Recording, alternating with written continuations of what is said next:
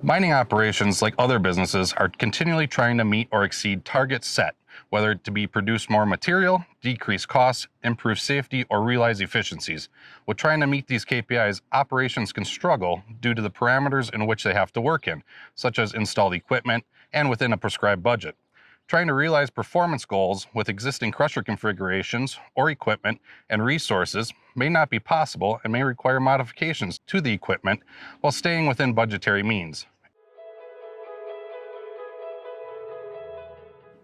In order to tackle this challenge, Metso Autotech has introduced a brand new solution portfolio in which we can collaborate to pinpoint what crusher upgrades should be applied to an existing piece of equipment in order to meet particular KPIs and provide for the best return on investment.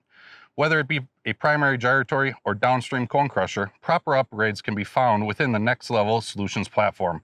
Within the platform, there are 3 areas of upgrade impact: next level production upgrades, next level reliability upgrades, and next level maintenance upgrades.